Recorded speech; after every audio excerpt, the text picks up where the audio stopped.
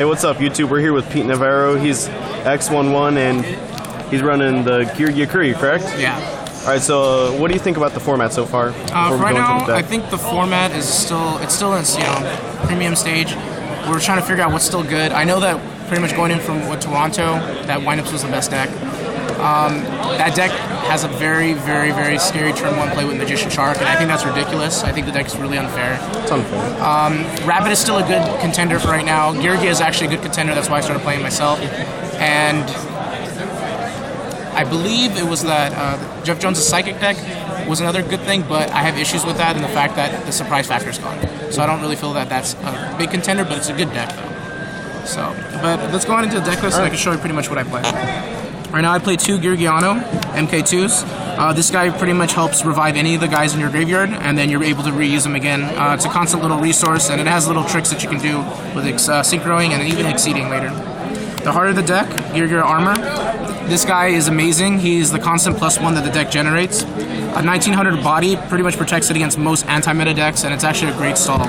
Not to mention, too, it's actually one of the few cards where your opponent will get completely agitated at. And not to mention, too, it's probably like, this is what really makes the deck awesome. Makes it go off. Pretty much. And then, of course, 3 accelerators. 3 accelerators are pretty much whenever you have another Geargia, you get to special summon it. So what this does is it helps with synchro shenanigans and exceed shenanigans, pretty much, whatever you want to do. It actually helps power plays, and not to mention, too, his other ability, if he dies, you get one of the Geargias that's not himself from your graveyard to your hand, and that actually helps with recycling and stuff like that. And again, he has like the cool power plays. Geargia Arsenal, which is basically the Lone Fire Blossom, and then he also has where he gets 200 attack for every Geargia in play, which most of the time can be irrelevant, but he's for like a quick hit at 17, and then you sack him and you search for like a Geargia Armor just to set up again. So it's really fast, not to mention too. Alright, and then I play 2 Giant Rat. This is usually as a tech just to get you open to your armors or get to your accelerators right away. It's to pretty much say that you have more targets to get into armor as a turn 1 setup, if worse comes to worse. And that's the reason why he's mainly in there. Alright, to make it the GeargiaKuri aspect of the deck, I play 2 GeargiaKuri Watchdog. Watchdog as a level 4 helps get into Beret and Barredo with level manipulations and constantly exceeding. So it helps me get into the magic numbers with the deck, especially in different ways. Now the last one too is Strategist. What he's combined with is that if you use Beret Barredo with him, and you say you have this face down, he'll trigger it and flip him and let you search out like an accelerator to continue the loop again to keep synchroing with the GeargiaKuris. So it's actually really fun to play. A lot of people don't expect it and get very frustrated by it. Alright, and then from them, I play 1 Gen X Ally Birdman. Gen X Ally Birdman is a 1-up because the fact that some people have tried 2, some people don't even like it, but I play the 1-up because you can tutor it with Gigan X, and by being able to do that, it sets up really strong plays, it sets up the GeargiaKuri plays, and allows you to push your game when people don't expect you to have it. For the hand traps is Valor and 2 Maxis. I don't really feel like a 2 and 2 is good, I just feel like Maxi's the more credential one to use. I know Valor's still good in the format, but Maxi's kind of been just because of the windups, but I haven't played one yet. Probably will play one knowing my luck, but that's fine. Spells are Dark Hole, Heavy Storm, Monster Reborn, 3 MSTs. Back row you hate a lot in this deck, so you have to play it. And then 2 dualities to help mediate a lot of the problems you have of your turn 1 setup. You want to get to the armor, you want to get to the rat, that's like the main ploy. Pot of Avarice, because this card pretty much is amazingly live in this deck. I've gotten Avarice early off as turn 1, just as a combination of Geargian X with Birdman and the whole shenanigan loop with it. So this card is ridiculously good. For my sideboard, my trap lineup, I play 2 Compulsory Evacuation Device as the tech. Compulse is actually really fantastic in this format.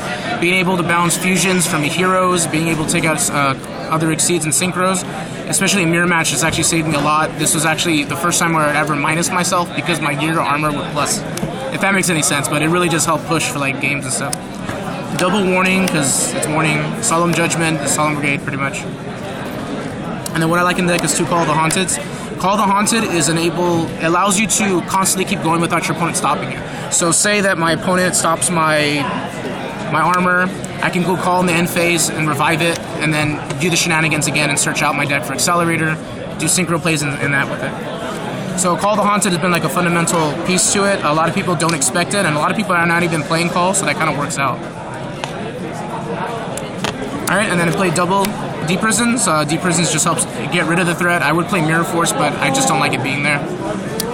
Double Torrent, because combined with Accelerator, you get your cards back if you really need to feel like you're going to minus yourself, but it helps get rid of that widespread, plays and stuff. And then I take the 1 Starlight because I'm a little bit back row heavy. There's about 12 traps in here, and this has actually gone off many times, and it's, with double Torrential, double Mirror Force, it's likely to happen. So it's a really good card. Alright, and then on to the extra deck. It's actually very straightforward.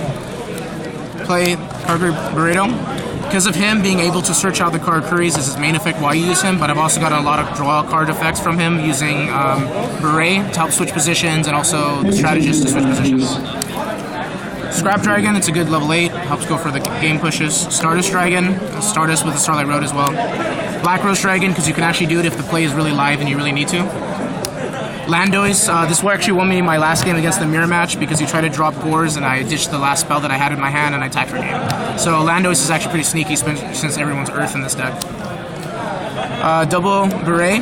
Beret is pretty much the main win condition, is probably the most nastiest card in the deck.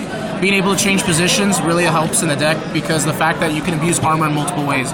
If armor's face down and you use Beret, you can flip it up and search your deck for an Accelerator and keep going with the deck. That's how it's able to get its constant pluses. So it doesn't stop on just that. And also too, what makes them special is that I get to exceed into this. My opponent had made a Scrap Dragon and then Call the Haunted it, and I attacked with these guys, I couldn't hit it. So main phase 2, I exceeded, made Big Eye, detached, and I took his Scrap Dragon. So pretty much, and nobody expects it because a lot of people think this is a machine, it's actually a spellcaster. So that kind of helps with the good power plays in that. 2 Geargon Axes, he's the main heart of the deck. Detach materials, search for any machine 4-star or lower from your graveyard or your deck to your hand. Also, what a lot of people forget too is that if he dies or leaves the field, you get to search for, if there's a MK3 or Geargiano, the original one, in your graveyard, you pretty much get to special summon them. And a lot of people forget the fact that I'm running the level 3 and it actually goes off. Shockmaster, this guarantees some OTK pushes, and it is possible with this deck, multiple accelerators, and it helps guarantee that if you're going to go for game, you can go for game. Maestro, good level 4. Soul of Silver Mountain, the card's mediocre, but it still helps out. I did play against a burn deck round 1, and I actually locked him down, preventing him from being able to use any of his Mirror Forces and Dimensional Walls and things like that. And I actually killed one of his monsters and got a Gearga Armor back. So this card is okay. It's not amazing. I feel like I need more 4s though in the deck, if anything. And then Wyam Zen mains, and then Chimera Check Fortress because I side Cyber Dragons and they work to help contact in and out, especially against Mirror Match. It's a big threat. Other than that, that's pretty much it. Like I said, the deck is very fun to play with. It's a little bit different than most people get credit for. But if anybody's really considered how the combo works, it works like this. And it's pretty much a 3-card combo. You have him, you search him out. You special him, you use Birdman, bounce it to your hand, special summon it back because you control Geargia.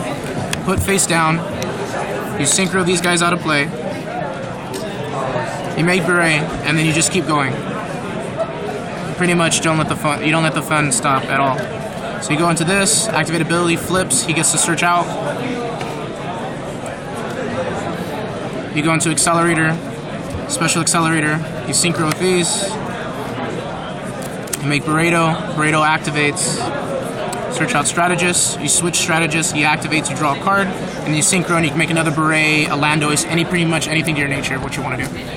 That's pretty much the deck right now, guys. It's really fun. I recommend it to players. It is something to learn. Please read the cards, guys. That matters a lot, especially against a lot of the matchups. Other than that, I hope everybody likes the deck.